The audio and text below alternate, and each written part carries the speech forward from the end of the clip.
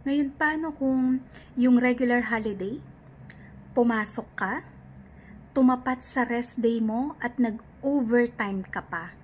Paano magiging computation? So, yung basic daily rate mo, imumultiply mo ng 200%. So, kung 1,000 yung daily rate mo, magiging 2,000. I-multiply mo ng 130% para dun sa rest day mo. And then, imumultiply mo uli ng 130% para dun sa overtime pay, multiplied by kung ilang oras ka nag-overtime. Ngayon, ang pagkakaiba ng regular holiday sa special non-working holiday, no work, no pay po sa special non-working holiday. So, kapag hindi ka pumasok, wala kang bayad.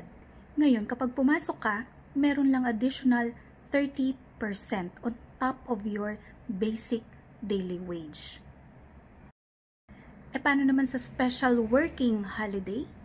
Wala pong dagdag na bayad. Wala itong pinagkaiba sa ordinary working day. Okay, so wala po itong karagdagang bayad. Ngayon, lahat ba ng sinabi kong computation applicable kahit na agency employee ka? Yes.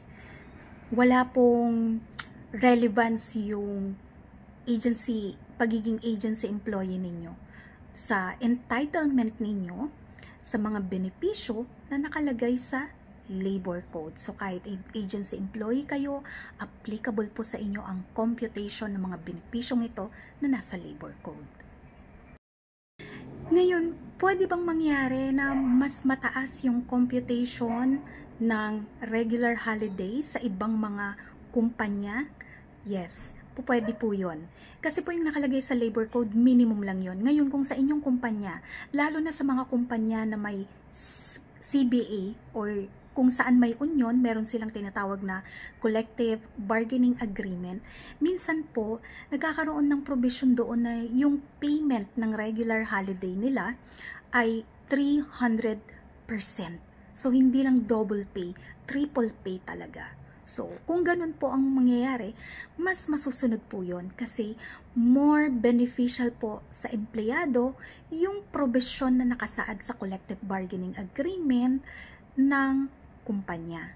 Okay? So, kung hindi man nakalagay sa collective bargaining agreement pero nakalagay ito sa company handbook o kaya company practice po ito, susundin po natin yon.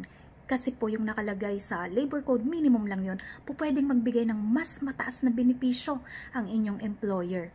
Depende sa kanyang discretion o prerogative.